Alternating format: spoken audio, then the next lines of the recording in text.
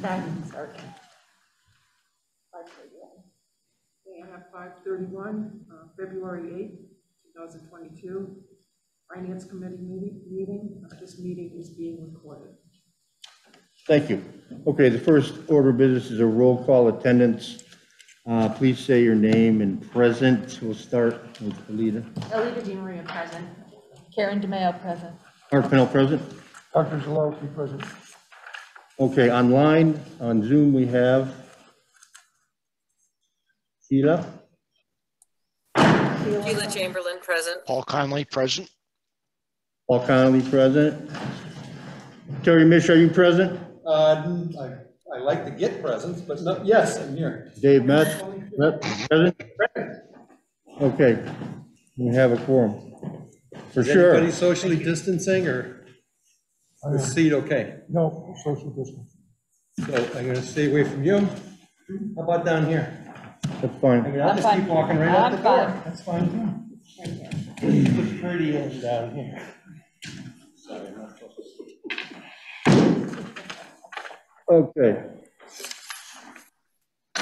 First order of business is public comment. Is there any public comment? Is there anyone online? No. Nobody online. Okay, there's no public comment. The next order of business is approval of the minutes of January 4th, 20, would that be 22? January 4th, 20. I just noticed that when I looked at it, okay? 2022. Everybody have a chance to look at those? I did. Have you made some changes? Yeah, I made the changes. Yep. I think I sent that to everybody kind of anyway. So that's reflected in this. Okay, everybody's had a chance to review those ahead of time, hopefully, and does anybody else have any other changes or issues with the minutes? There was two more. This morning or this afternoon or whenever I looked at it again. On page 2.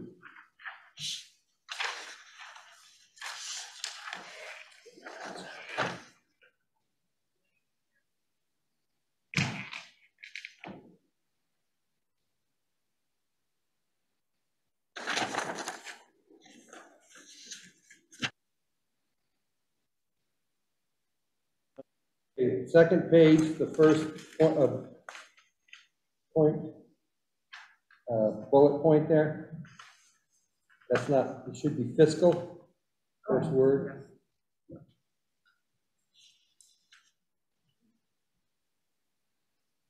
And you can put it in or not put it in, doesn't matter to me, but it says each budget line item was reviewed. You should have probably each Finance Committee budget line item was reviewed. Other than that. That clarifies it a bit. Okay, is there anything else? All right, can I have a motion to approve the minutes of January 4th, 22 as amended? Motion to approve. Second. As amended. Okay, thanks. I would just, when we're voting like that, I just ask you to state your name. I think that's the procedure we're supposed to be following for the. David Meppi, motion to approve as amended. Alita DeMaria motion to approve as amended. Seconded. Okay, any other discussion? Hearing none, all those in favor? This is a roll call vote as well. Art, aye. Terry, aye. Ish. Alita DeMaria, aye. Karen DeMayo, aye. Richard, aye. David Meppi, aye. Okay, online? Sheila Chamberlain abstained.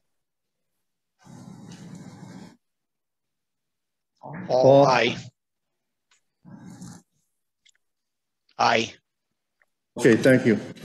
As a point of order here, since we have the full board, Richard's not voting tonight. Is that correct? Am I correct? We're all here? The full board? Okay. So just as a procedural issue. All right. So we're all set with the minutes. Thank you for that. We have a scheduled appointment with Police Chief Landis. couple minutes from now, if you want to come on up, we're ready to go. Going to talk a little bit more about some budget highlights. So, the biggest thing that I'm bringing forward to you tonight to discuss before we get into March is kind of a reprioritizing of a large capital expense. It is our lake enforcement boat. It was something that 10 years ago, there was discussion, a former chief brought it forward with a couple of the boards. The hope was back then to replace it. The boat's 37 years old.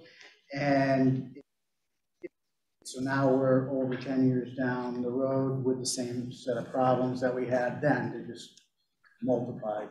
What I'd like to do is, it's easier if you have something to kind of reference to see exactly the extent of the shape of the current boat right now. I'm not sure how we're going to share this with the folks online. Thank you. We'll have to trust in our evaluation. Yeah. So we have numerous pictures of the police boat, the boat.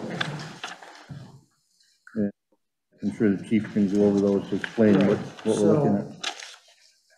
Our officers do a lot of the work on the boat, and then Saunders Marina helps us considerably. So it's kind of a shared responsibility. Day-to-day stuff, generally our guys will handle it. So to give you some, a little bit of history here, and I can give you copies of this later for you to look over. So the current police boat was a 1985 17.5 foot Boston Whaler with a 90 horsepower Mercury outboard engine. Its primary function is for lake enforcement and to support dive and recovery operations. This piece of equipment has become obsolete and is no longer conducive to the tasks required of it. The boat has served the department and community well over the years, but due to increased demands of lake enforcement operations, it continually needs maintenance to wear and tear components and has undergone several extensive overhauls. These repairs include, but aren't limited to, the boat's keel, which needs annual maintenance and attention. Many years ago, the keel sustained major damage to underlying structure, which required metal reinforcement and fiberglass rework. On the top of the keel, a guard must be constantly serviced to keep it from deteriorating further. So if you look through in your pictures, you can start with the page 3. You can see underneath the keel, which generally annually gets peeled, has to be taken back apart, re-glued, put back together, and it's just something that we have to keep up because it will take on water. In addition to the keel, the bow has been repaired numerous times due to the constant trailering and recovering of the boat each time it is deployed. Years of close contact navigation with other boats, docks, and hazards have further taken a toll on the exterior surface. Other maintenance issues are the railing deck guards, which need frequent reinforcement due to the vibration in normal use. Periodic regel coating of the hull is necessary, and refabricating anchor points throughout the structure to secure railings, supports, and accessories are required. The lower unit of the current 90-horse engine has sustained damage that makes the boat pull to the right and requires constant correction to the left to keep the boat straight. The current model, besides being 37 years old, simply is not designed to support our efforts. It is a recreational model that has been modified over the years, much of which has been done by the officers themselves. There is little to no usable storage with limited workspace outside of the console area. This makes it extremely difficult when working alongside another boat. We are looking to replace a vessel with a law enforcement model that provides adequate coverage from the elements during long hours on the water and extra protection to increase comfort, stability, and reduce fatigue. The design must be specific to help officers deploy resources efficiently and conduct their work safely. The helm and electronics pod should be ergonomically optimized with vessel controls, switches, and electronics placed for easy, intuitive operation. The vessel needs to be equipped with a dive door to aid in the deployment of recovery divers, along with the ability to navigate with divers tethered to a tow bar while underwater. What we do when we're doing a lot of the search and rescue stuff is we'll put 2 divers under the water, and we literally, like a dog on a leash, you drag them underwater. So having the navigational ability to do that, instability, is extremely important. Today, in the face of the explosion in popularity of kayaking and paddleboarding, with more boats per capita than other bodies of water comparatively in the state, it's imperative to have the equipment capable of responding to any eventuality ranging from recreational accident to drownings or any shoreline incident. This next paragraph I got from Lake Management. It was based on their last census of the population of moored boats on the water and what they saw in 2021. So this was prepared by Mr. Reynolds. 2021 data recorded there are 1,054 vessels moored collectively between North, Middle, and South Ponds. There were 4,661 paid launches during the 21 boating season, and Mr. Reynolds would estimate the total number of paid and unpaid launches to be around 6,000 for 2021. As they were not able to hire enough ramp attendants to staff both north and south ramps during the 2021 boating season.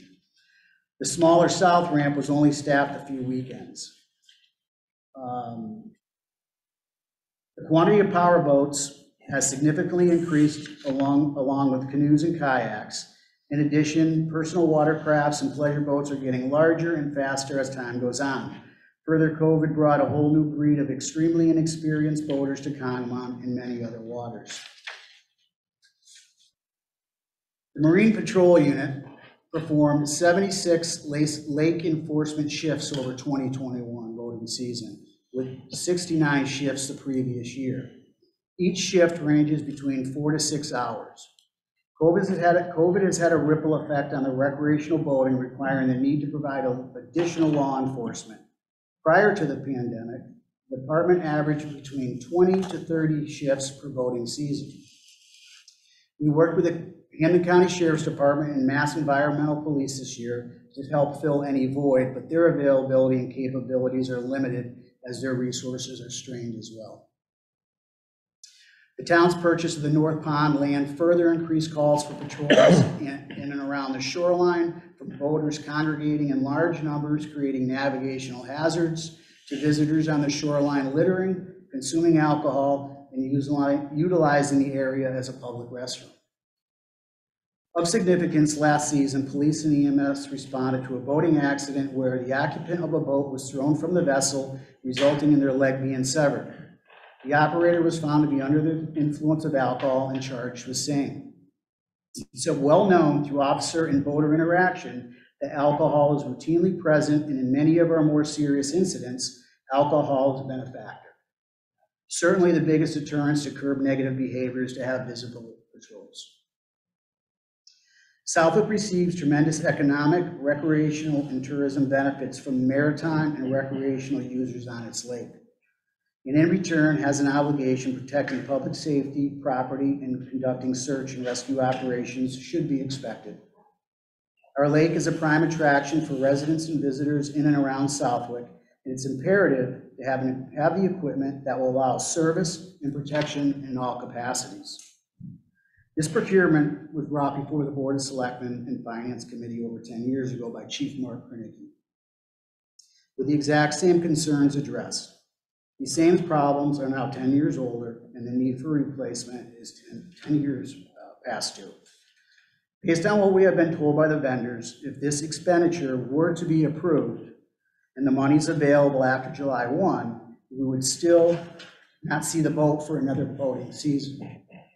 So this is one of the things that is really kind of been a re-priority of the department. Because of the demand on all vessels, recreational, law enforcement, the company's abilities to have them, they're like a year out. So this puts us into the next boating season if we were able to probably order this boat after July. What I'm proposing, because it is a larger expenditure, is this would have been a year where we would have asked for 3 cruisers. My proposal would be is the current car that I drive is a cruiser, a high mileage cruiser. It's a 2015 cruiser with 80,000 miles. I would continue to drive it for another year. I literally just had it serviced and checked, and Best Auto, for their best guess, I can still get, we should be able to get dependably another year out of it. So that would be roughly $45,000, $50,000 procurement, where I would ask that these monies go towards a boat because of the delay in us getting it, and we'll have to continue to service what we have for at least another season. We are looking at grants, hopefully offset some of this cost. I've been working with a company at the moment. Unfortunately, this procurement, there's not a lot out there for what we need, because we don't need a very large boat. We just need something more current than what we have. A lot of the stuff's out there are for securing the ports and different stuff. So the equipment that these grants are well in excess of $150,000, and we need something much smaller. We got to navigate through the canals, through the tunnels. So the canopy height, the draft, width and length, and the depths of our waters is very shallow parts. So it's really important that we have a specific boat that can do that. We're looking right now from the vendors we've gotten anywhere from $115,000 to $100,000 for a boat that would pretty much give us everything that we need. And there's nothing special about it. Really, we need a very, very dependable work platform with a dependable motor that we can be able to respond to these incidents, safely and as quickly as possible. Again, the boat we have now, it is a recreational model. But back when it was purchased that long ago, that was what was available, and it just doesn't have the working space that we have, that we need. Sergeant Westcott did this past season, fiscal year back in the fall, applied for a grant, and we were awarded $60,000 for side scan sonar, which we'll be able to utilize with the boat, which is probably about the most important tool that you can have, because to just throw divers down in an area where you're not sure where you're looking for, and all the recoveries that we've done over the last 6-7 years, we've had, going on 10 years, 5 drownings, and every one of those we've located with side scan sonar. And the problem with not having that equipment, where we're going to be fortunate once we receive it, is you're waiting. It's a delay if it's coming from the state police or environmental police. It can be in Boston. It can be anywhere in the state. So it could be the following day before you get resources to actually look for someone's loved one. And it's terrible to sit there trying to tell people that we're waiting for a piece of equipment. So that is a huge asset that we'll have hopefully in the water by spring. Yes, sir. We didn't purchase that before? No, we actually, the fire department purchased something, but I think it was probably, if I remember, it was around a $5,000 item. This is something well beyond. I mean, those are, I would say, a more advanced fish finder, but they're actually used for public safety, because we have a smaller version on our boat as well, but they don't pick up or have the capabilities nearly as well as the more expensive models. So that's the grant, you're going for a grant for that? We got it, we already got that grant. Okay. We've already received it, we're getting the equipment. Mike's just finalizing the paperwork with the company as far as, it can literally go down with a line and actually put it on, whether it be an individual or a piece of equipment, whatever it is. I mean, generally every year we're looking for snowmobiles that go through the ice. It makes the dive much safer to kind of know where you're going. So that was a huge asset. And this boat you'll be able to like connect it right to it? With like a, Yep. okay. And we'll have, again, where Generally, we have a pontoon boat that was donated by Saunders, and we use that kind of like a working platform, and you put a lot of equipment on it, but this boat is generally would bring our divers all over, and when it comes to the side scan sonar, being able to actually tow that and tow the divers as well is huge. And then the ability to pick divers up out of the water and having a dive door and the access to get, from the water's surface into the boat. I mean, it's 37 years old, and you don't send us out with 37-year-old cruisers, and you don't send out 37-year-old ambulances, and when somebody needs a service, sure, it's not as frequent as the motoring public is, but you got to have the tools to do the job. That's a question I had was, is Suffield, would it be getting any money from Suffield? Is anybody trying to get? My understanding, the way the Suffield scenario works is there's dock permitting. And that money's come, and Dick could probably give more info on them, but they pay the town. And then the town as a whole pays a bill to Southwick. And those are the only monies that we get. The state, the ramp, see significant amount of visitors through the ramps, but those monies just sustain the staff and the upkeep of the ramp itself. I don't think the state makes any money off them. It's just to sustain what they have. So there's really no other monies out there. And the scenario as far as jurisdiction goes, we cover right to the water line, wherever that may be on the Suffield side. So you could get injured right on the shoreline, and jurisdictionally, technically, it still could be Southwick. Just depending on where the water line Drag them from the beach into the water. Yeah, just drag it farther up, but so we control, so Suffield, short of us calling them for assistance, generally we own everything, right to the water's edge all the way across. Chief, what happens in terms of the trailer that we currently use? Are we going to get a new trailer with the boat, or The new trailer comes with the boat.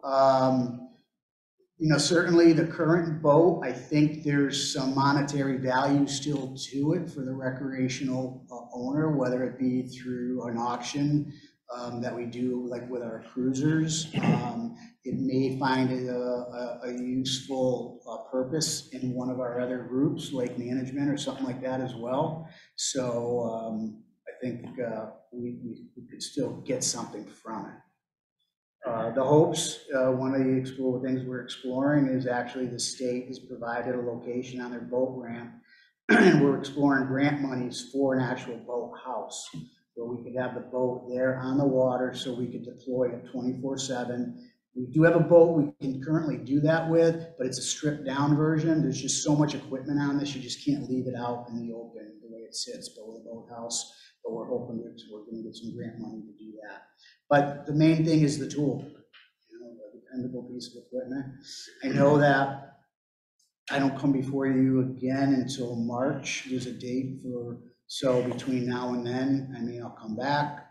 If there's questions that you guys, as we move forward with this, and by March, hopefully I'll have a better number from a vendor as far as, what we're looking for, but everything I'm seeing is still within that 115, 130, and that would include the graphics, to mark it up south of PD. And a lot of, I will tell you, all our radios, all the lights, and the different things like that required, that's all coming from us. Stuff that we have, our guys are going to install it. We save a lot of money that way.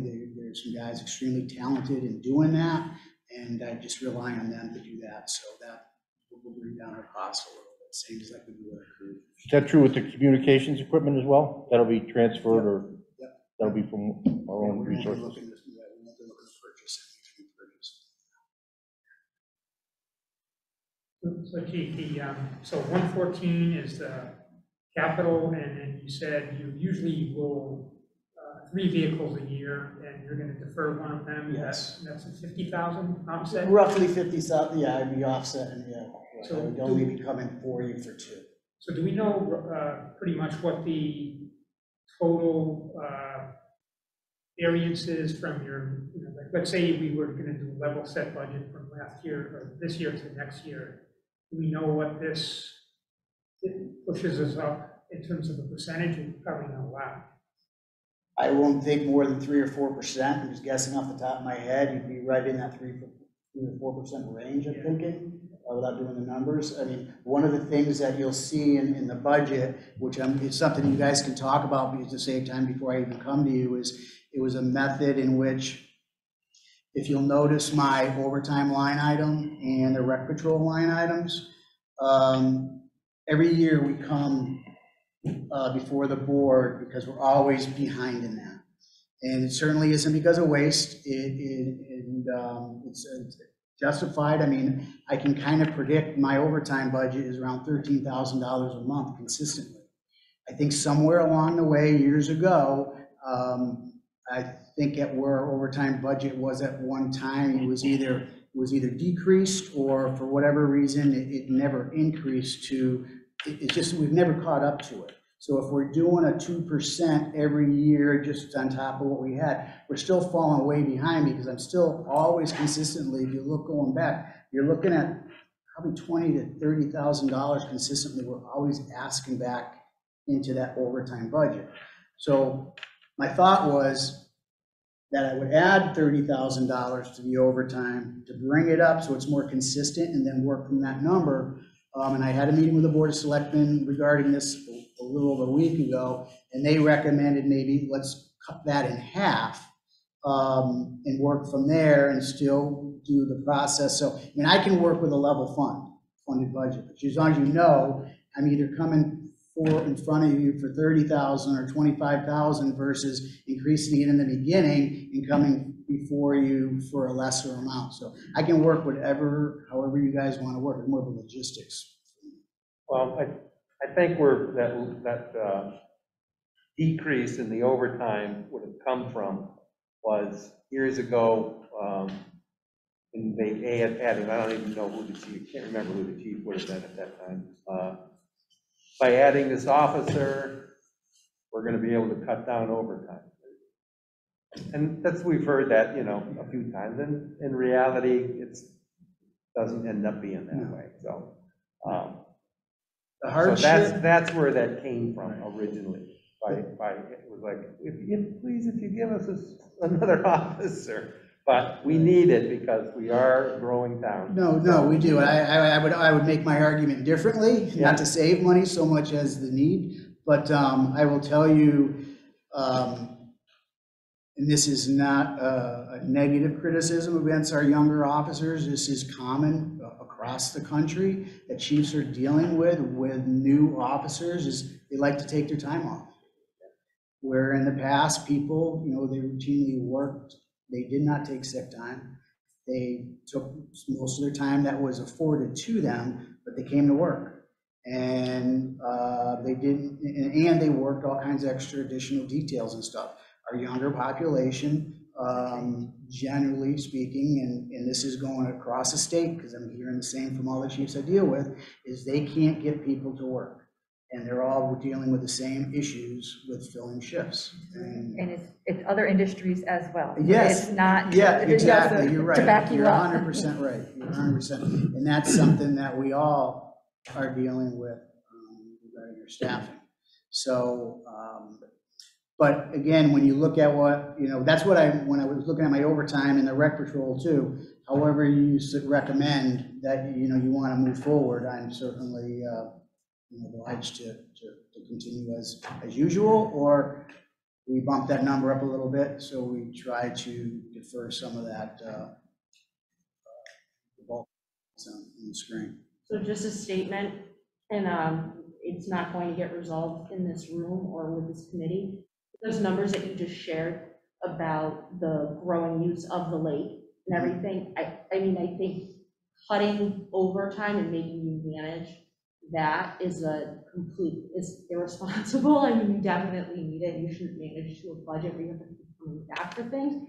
But I think the larger issue is if we're going to keep growing and the lake use is going to keep growing and we have expenses like this that are needed, there's a larger conversation that needs to happen about the lake. So I know we're not gonna solve that here or tonight or in this committee, but I think your issue is a much, much larger issue. No, it is. I mean, the lake it's like a rodeo out there these days. It is exploded. I live on the lake. and Okay, I so said, it's exploded. if you can do something about the ice fishermen before 6 a.m., I will get into this boat fund. No, Yeah. But no, the demand on the police department is so extensive now during the summer months because of the large population.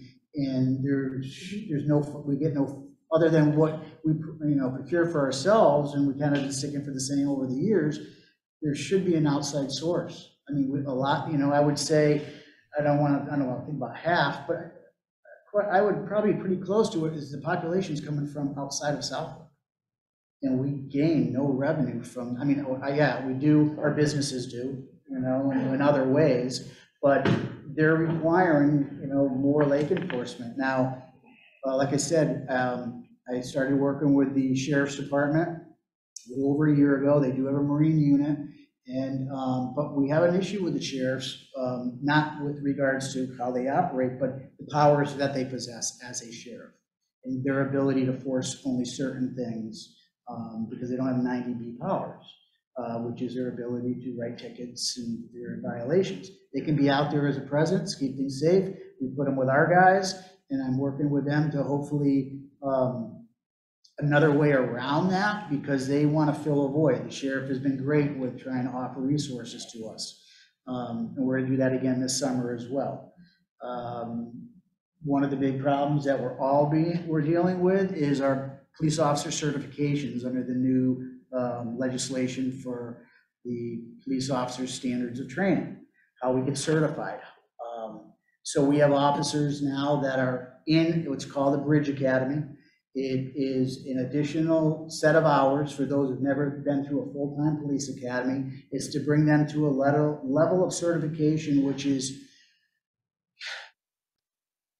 equates similar to a full-time officer like myself who's been to a full-time academy. What the state wants to do is they want to be a post-certified state, whereas there's no more reserve officers, no more part-time officers. Everybody is at the same level of training. We have a 3-year window in which we can take all these part-time guys that we hired as reserves and we depended on to do all these boat details, when they're available, to get them through Bridge Academies. Some of them have no avenue to do this. You'll see in my budget for under my 3-year or 5-year plan, I believe I put 3 additional officers. And that's only because of the unknowns with regards to this whole Bridge Academy. So it's really just there for the purpose of, let's wait and see, because I don't know what kind of candidate pool we're going to have after July 1. This first group will have gone through the Bridge Academy. And one of two things is going to happen. It's going to give us a pool to hire. They will be fully certified officers, but you can hire them on a part-time basis. They're just not considered reserves, is the way I'm told. My concern, though, is there's so much attrition going on through through the police across the state, is these people might be getting absorbed by all the bigger departments. So I don't know what kind of a pool we're going to have to work with. So personnel down the road may be a conversation we're going to have. It certainly won't be this budget, but I just, when you look at the paperwork, you'll see that. Yes, sir.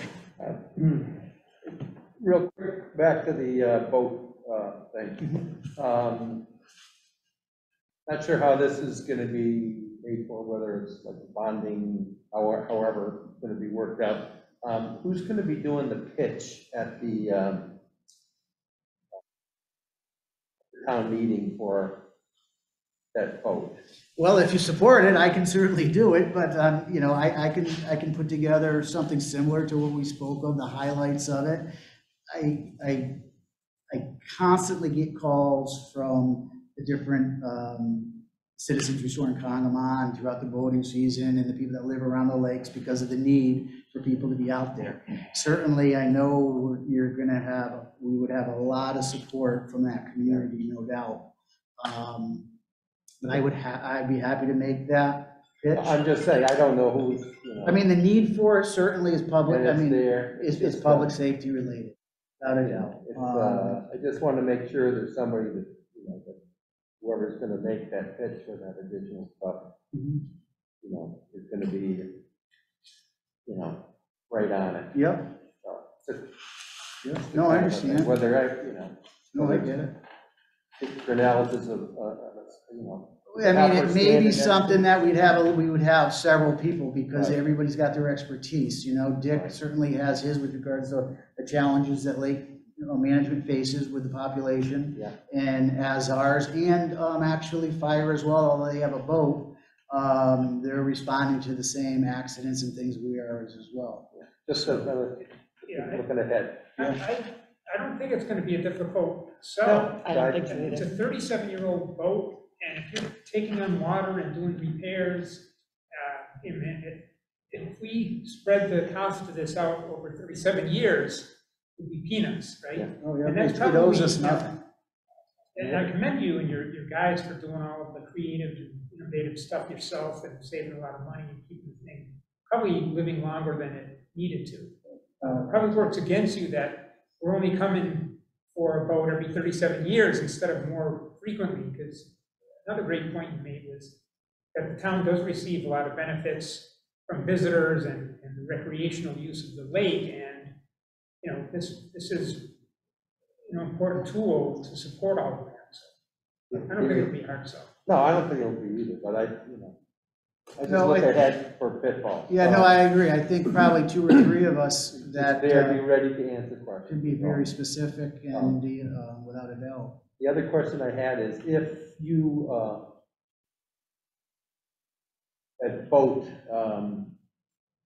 if it's, and I'm just, don't need to look into this, but just a quick, if that boat was ordered sooner, this would still not be ready, like now, I mean, if you ordered it today, it wouldn't be ready for the But right summer. now, for one particular vendor, if we ordered it today, we wouldn't see it this boating season. That's right. But, so one way or the other, whether it's now or July 1st, Right. we're not gonna see it till. I mean, depending again on the vendor, their inventory, what we deal with, if you, so maybe you were lucky and you'd catch it right at in the fall, but it doesn't appear to be that way. I mean, we'd have it in the winter time, ready to go for the next season, would probably be the best guess. A quick question, getting back to the boat again, there was some conversation about repurposing the engine on the police boat to lake management. Is that still under consideration? I had talked to Mr. Reynolds about it, and they were looking at a replacement at one time, and I don't want to cut him off at the ankles, with regards to exactly what he was looking for.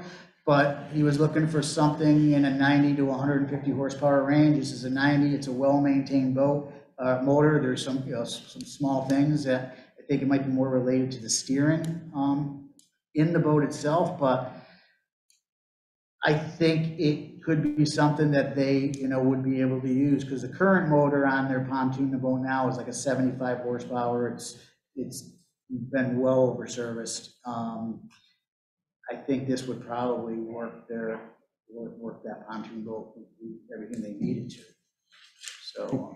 One other thing, when Richard, David, and I came over to visit you at the police station, you were talking about reconfiguring some of the spaces you have over there, recreating uses in different places, and as part of a carpet replacement project, a flooring project. Yeah. Is that something that you're going to be presenting to us? Actually, I talked to Selectman Dede too, because the timetable in which the guy that can do the floor turned out to be like immediate. And so, he talked, I guess I talked with Carl and decided a floor is a floor is a floor, but this is the scenario what I'm in. Last year, when Chief Bishop was here, we had some floor in the department. The tiles were coming up, their original from the building 20 years ago. So there were some high traffic areas around the building. All our carpets are original, a little over 20 years old.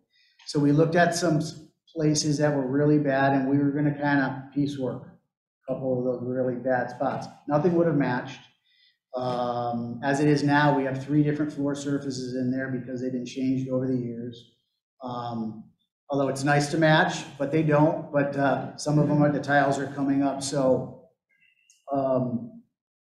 what we decided was instead of taking that money and patching various areas, because you're patching in the hallways, but nothing goes into the 20-year-old office spaces, it just didn't make sense to do it that way. So I want to start in the rear of the building. The worst areas, it's the highest traffic area, and it's a garage bay that we're going to convert. Because I wish I had brought some pictures for you, but we have a training room upstairs that is about a little bigger than this area, just not conducive to our training. We have the ability to take out a wall up there and open the whole space up, so we have a training, we're gonna do it all ourselves. I've talked to our maintenance group here, it's more of a demolition thing, so we're not coming to you guys for any money to do this. So the goal is to put our gym downstairs in this bay. So we're gonna start in the back, redo that floor so we can open up the floor space, and we're gonna epoxy floor our booking area, our roll call room, the high traffic hallway that comes from the parking lot all the way through up into our office space. And we're gonna, over the next several years, we'll do it all with epoxy in the high areas, probably 3 sections at a time. So it just prioritized to me and made more sense that you tear something up here and then go to do the carpet in 2 years, it's just money that we're just throwing out the window. So we're not asking for any more money to do this. We just took a piece of floor that we were gonna do here. We thought the priority now is here, do it once, do it right, and just move, start from the back and move forward. Thank you. I got another off-topic thing, real quick. Just minutes or less or whatever. Where are we sitting with the dispatch, Westfield dispatch? So we gone out to bid. What happened originally when we started this and we decided, hey, Westfield was a fit, it's gonna work. We figured we weren't gonna be able to apply for the grant till this year.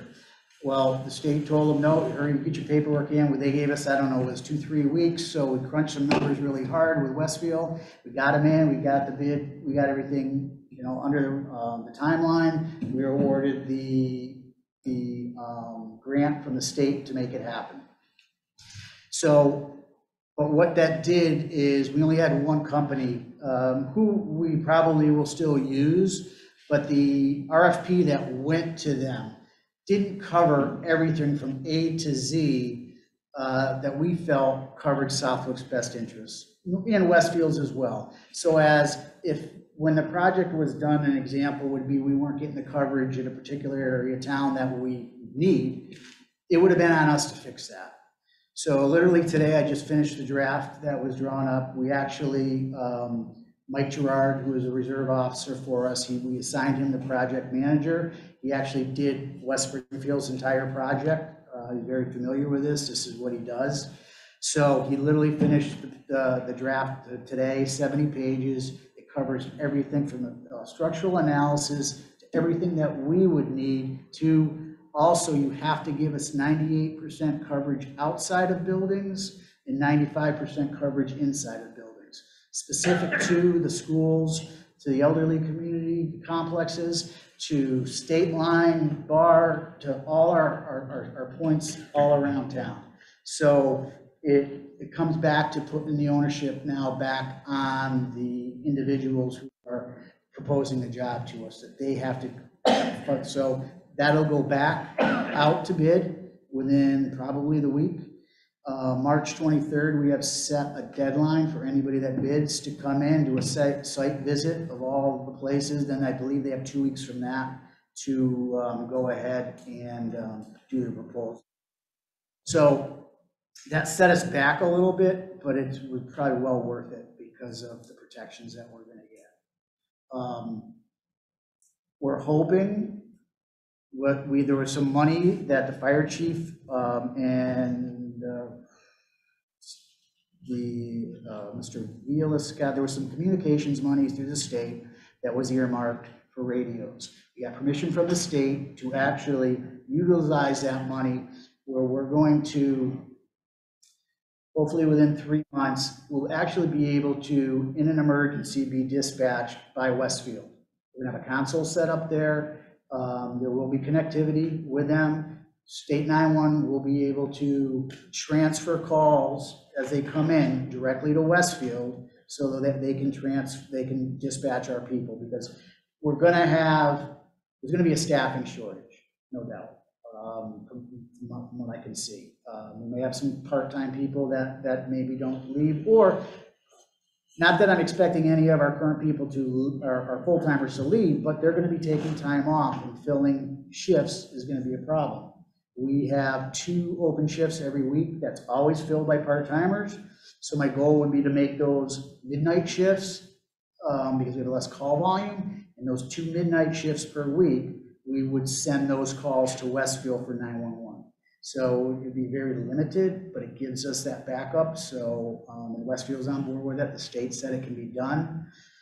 So that could happen 3 to 4 months. It just depends on how quick the equipment comes and gets installed in Westfield. It's not perfect, but it is one of those things where one of our dispatchers gets sick for an extended period or whatever, and we have to do something. We have, that'll be our safety.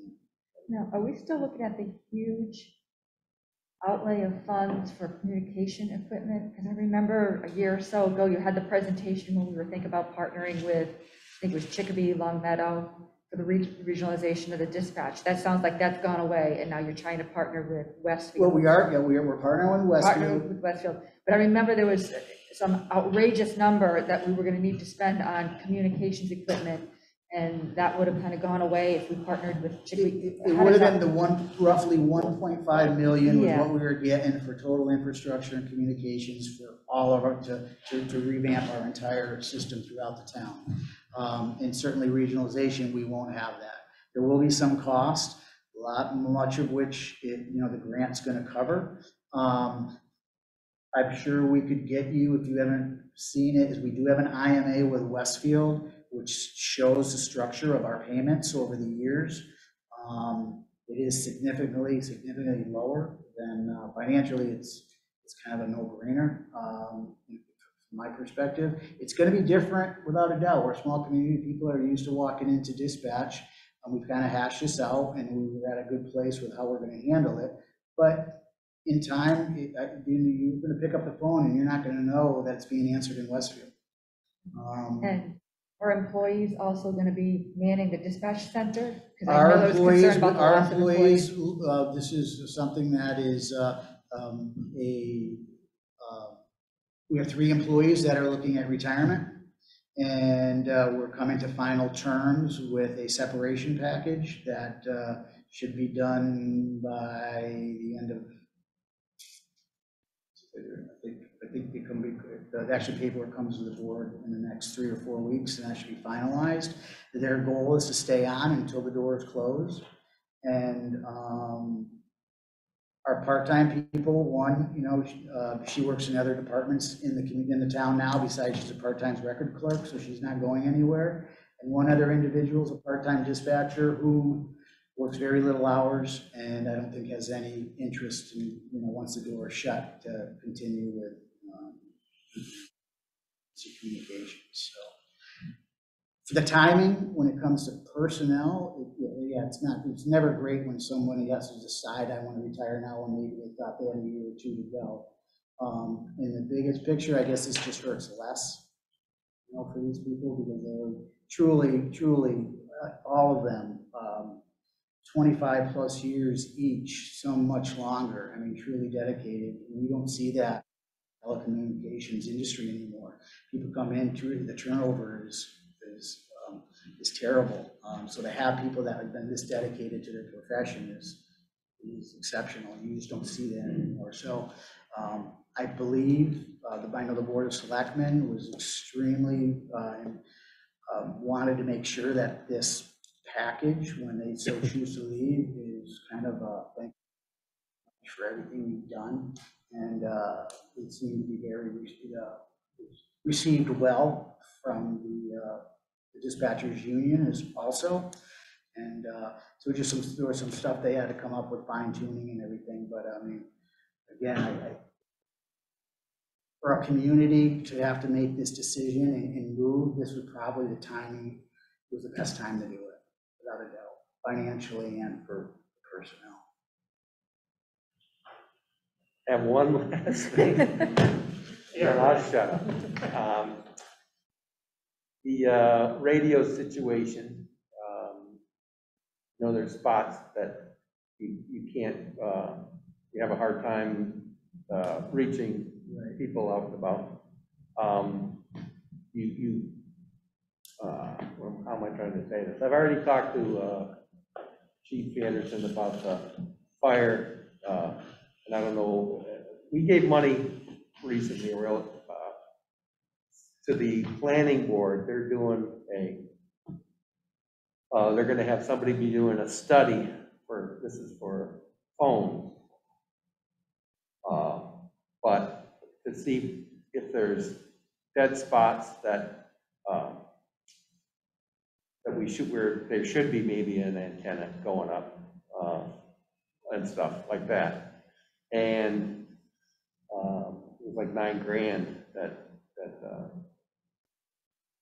funded for that study. And I don't know if John Goddard. from the planning board has talked to you at all. I know they had touched base with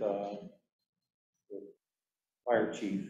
I haven't talked to John about it, and I can certainly touch base also with Chief Anderson. I know, like in the draft that I looked today with regards to what we're requiring from the vendor or vendors, to have like 95 to 90, I think it's pretty sure it's 95% throughout the community, radio reception. Phone, that might be totally different, and this is using, depending on where you are, there's towers that we're gonna have access to on Saddle Mountain. We have our water tank. There's gonna be Probin Mountain that we're looking at. We're providing various sites that we already know will give us the range that we think we need, and also hopefully without having to do any structural analysis based on the equipment that's currently on them. But we also afford the vendor the ability to come out and say, hey, we think we have a better site. So if they can give us something, but still give us the 98 and 95 we're looking for with a better site, Well, I don't know how this plays into it. So, and I don't know either, because I don't know a darn thing about the radios. I can barely turn one on and off.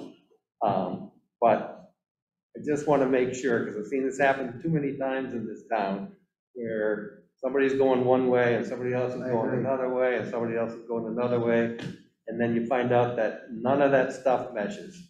what's good about our project manager, because he's so familiar with that and because he knows the town so well too, working here, I can make sure that we get John on board, that if any of this would mesh together with what we're trying to do, that we're not redoing. Exactly, and coming up with, the same thing, or, again, I'm just making this up, but we give wherever they're using another $2,000 or something like that to just, to get the fire and the police. Yeah, I will definitely make note of that and get John on board. And you might check with, Russ first, Yeah, I just to will. make sure. He may be all set on it or whatever. But, and that's the last I'm gonna say about any of that stuff. Okay, is there any other questions or comments? Sheila and Paul, are you all set? I'm all set. I did have a question. When board members talk, could they say their name? Because with the masks on, I'm having a hard time following who's talking. Okay. All right, okay. Terry did both. Okay, is there any other comments, questions for the chief? All right, thank you very much for coming What I'm in. gonna do is I do have a copy of what I read, if you guys want to read it over again, as far as if you have questions on. I appreciate everybody taking the time to have me come in. All right.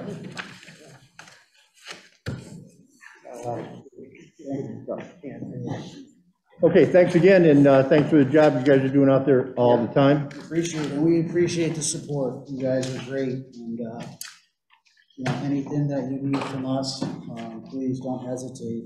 Our doors are always open, I just had a speeding Thank ticket. and we have to talk to Ernie Malone, because he's probably the only one that would have gave it to us.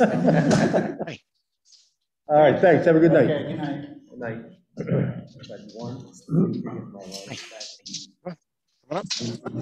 Coming up? All You right, coming up? Huh? You coming up? You're on TV. all right, the next order of business is a transfer from the reserve fund requested by the treasurer collector clerk's office in the amount of $800 to cover annual spring training for some of their employees. I believe there's a little up and down in their regular budget line item because of certain trainings were online last year and they didn't have to travel and that sort of thing. So I assume this may be an adjustment back to normalcy, perhaps. This is Art talking, by the way. Does anybody have any comments or questions about the request? Oops. Okay. What's that? Okay, hearing nothing, I'll ask for a motion to approve the request from the treasurer collector clerk for $800 for training. Harry will make the motion. Is there a second? Sheila will second. I can't. Okay, is there any other discussion? Okay, hearing no other discussion, all those in favor, roll call vote. Alita Di Maria, aye. Harry Mish, aye. Karen DeMayo, aye. Art, aye. Richard, you're out. David Murphy, aye. Sheila? Aye. Sheila? Sheila, aye. Okay, thank you. Paul? Paul's an aye. All right, thank you. So that's carried unanimous. There's no opposition. Okay. Okay, so that takes care of items on the agenda. Master plan? Pardon me? Do you want me to do master plan? If you would like to give us an update on Yeah. the master plan, that'd be great. Yeah, so Alita Di Maria, master plan, update since the last time we talked. So I don't know if everybody heard, but after the Safe Southwick initiative ended, there was some money left in their funds that they had raised, and they graciously donated $6,500 from the Safe Southwick, what was left in those funds, to the master plan. So that was really great for us, a really great initiative. You may have noticed when you got your census, there was a little blurb on the master plan in there. So that was kind of step one of getting folks in the community aware of what's going on. At our last meeting last week, we finalized the Pioneer Valley Planning Commission scope of services. So we are officially moving ahead.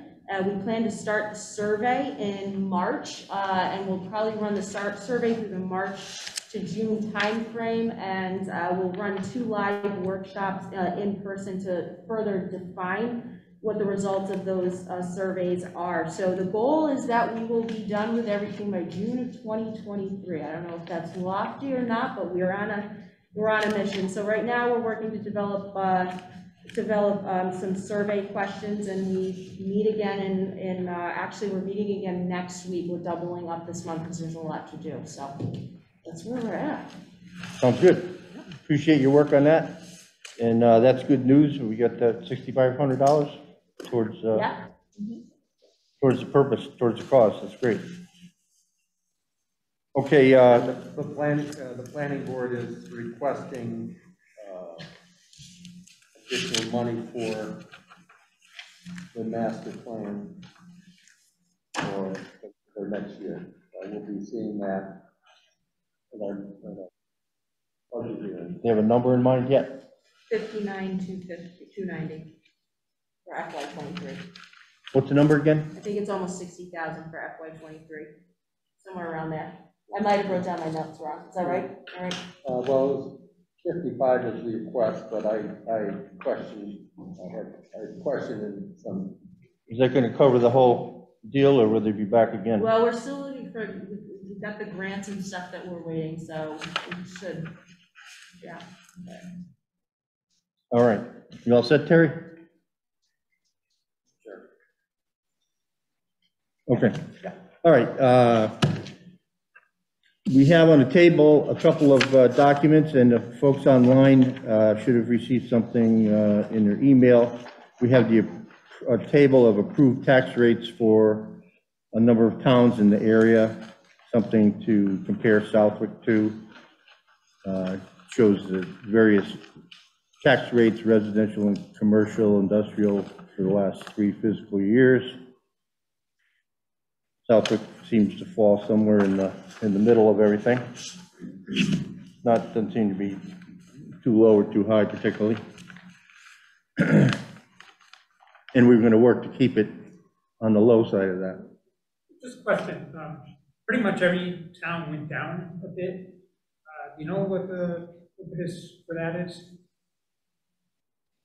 I'm thinking a lot of federal money. Oh, yeah. And a hesitancy to spend at the beginning of COVID. I mean, we were the same way. We were trying to establish a budget and we didn't know what to expect.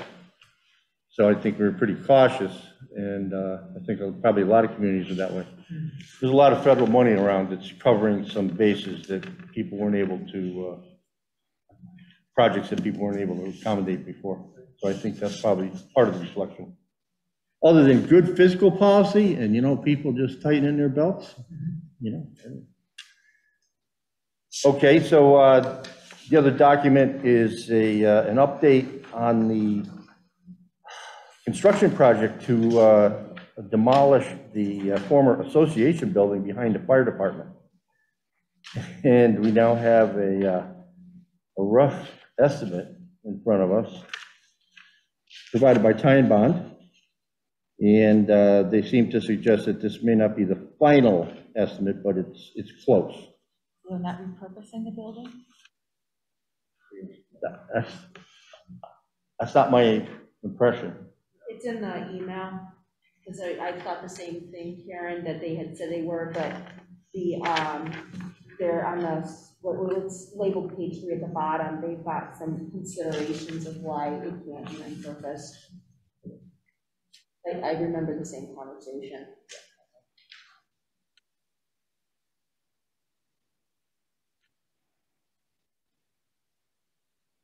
Yeah, it would be a fairly significant rehab project for sure.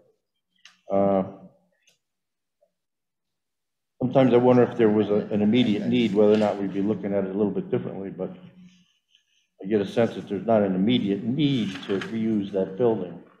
So the weight is leaning towards demolishing it. Is there plans for that space? Is that why there's a request to demolish, or is it just to get the crumbling asbestos-ridden building out? I think it's just to get rid of a building in poor repair, because it becomes an insurance liability and all that sort of thing. Didn't know if there were So it'll plans for probably grow some really good grass there and park some DPW equipment over there or something, This quote includes construction. Yeah. This is David Matthew. So is that just, in case we wanted to rebuild it, this is what it would cost, but we're really looking to just demolish it? This is the demolition cost, I believe. I have the same questions. I think we need to have somebody tell us what the heck is going on. Amount of money, I can't tell whether it's supposed to add these other things together, whether, the total is 182. But the 182, I mean, that's just at the bottom construction, 20% engineering. We add the other 125,000 to that? I don't know.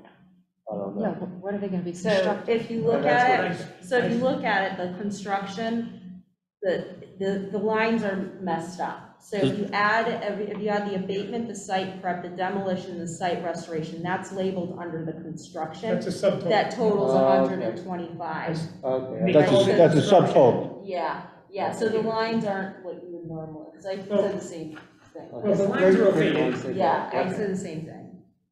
All right, gotcha. Yeah, so 125 is a subtotal, and then there's contingency and engineering, and then you have a neutral. I see. Okay, yeah. that When makes they call it perfect sense. construction, it's probably, you know, misnomer. Okay. Um, That makes a lot more sense. It's a lot of money to. And a lot of money. It's a lot of money, but I can tell you what it reflects. It reflects all the regulation that we have to deal with and processes and abatement of hazardous materials. Asbestos is involved. It's, More to knock down a building than it does to buy a boat. I don't think anybody would disagree that it seems awfully expensive, but it's what we're faced with nowadays. And, The big thing to me would be the abatement. If it's 15 grand or 15 grand. That's the only thing that I would at this point in time well, be in favor of doing if they're gonna do it, because let's get that done. And then as far as I'm concerned, you know, doesn't cost much to get some bulldozers in there and just knock all that stuff down.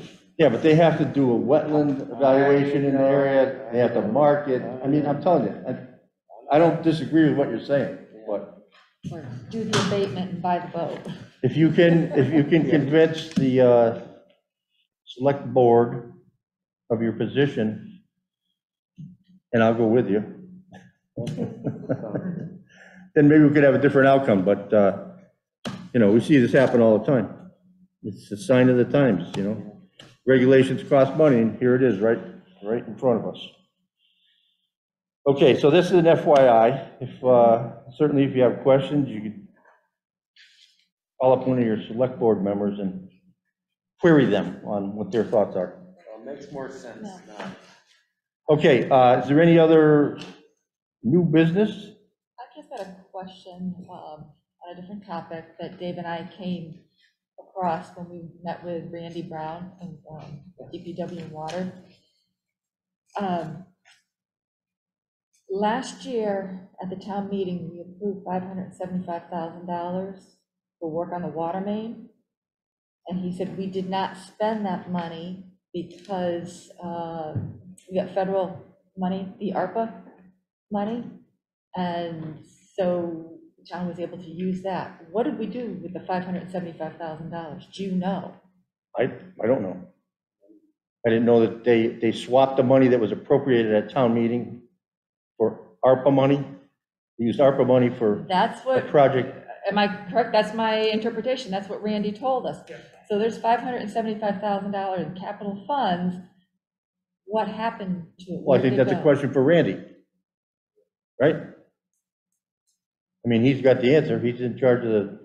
He just said he got his money from ARPA and it wasn't, so does it stay with them? Did the select board take the money back? Did the select board repurpose the money? It's, Because I know that a few years back when the schools didn't spend some capital funds for paving the parking lot, they went to the select board and the select board approved them spending the money in other places. So did that happen in this case? you'd have to ask the select board. You have to ask them. I mean, I don't know. I don't keep Okay, track of I the. just didn't know if you knew anything about it. No, you know. no, I don't know anything about it. I've not heard. I know they, they switched it over to the ARPA, but You don't know what they did with it. I just think it's a it was a borrowing. So do we just not do it? authorization, So, I haven't heard that they repurposed it for anything yet, or whether it will be one of those ones that will be rescinded at a town meeting, the borrowing, or Carl would I know. was just- all right. I mean, it's a legitimate question, but we don't have the answer. Okay. You know who does, so I would say All right. research and you can let us know at the next meeting, Shoot. because it's a good Email. question. I got something, Mark. Yes, Terry sir. Mish speaking now. Just checking to see, how is everybody coming on liaison to their on target talk room? Have already talked to everybody they need to? More or I less. believe so, More or yeah. less, that's good. Then I was just gonna do something real quick for the fire, just so people know what's going on a little bit. They'll be looking for some they're gonna be working on getting some additional firefighter medics. And I'm gonna let, because it's a little confusing, I'm gonna let Chief Anderson speak to that. It's just, you know, you can explain it better what's gonna happen, just so you know what's going on with the grant and that kind of stuff. I do want to let you know that hopefully June, July, we will be getting our new ambulance. So that's pretty much, I mean, there's more stuff, but that's pretty much what I got for fire.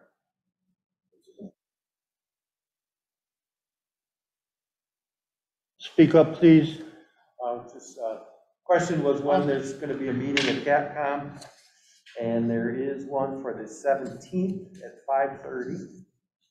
Site to be, room to be determined. And also the 3rd and the 10th are also scheduled. I don't know how many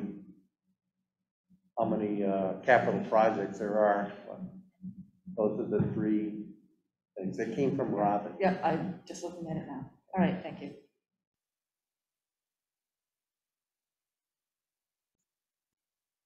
Okay, any other new business, old business, new or old business? Okay, I guess all we have to do is decide when we want to have another meeting. Do we have dates for the budget hearing? We have the dates. Yeah, the dates have been set, but I don't have them in front of me. They are the March 5th, Saturday, March 5th, I believe it is, and then the 19th. March 5th and 19th. The 19th. That's the first Saturday, and then 14 days later. And is it going to be all in person or will there be remote? That I don't know. I just had to save the date. Okay. I just won't be in the area on the 5th, so. I suspect it'll be remote also. And I'm not sure either, but I would imagine it will be. I think it should be. So do we usually have separate meetings when the budget meetings are going on? Remember? We usually have a meeting right after Right. Yeah, budget hearing. we talk about the budgets ourselves before we meet with the select board. Oh, yeah.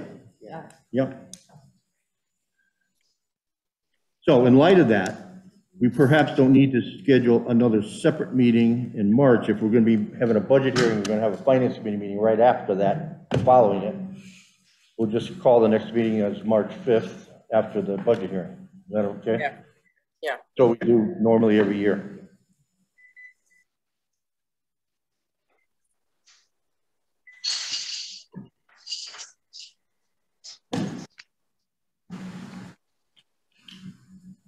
Okay, anything else?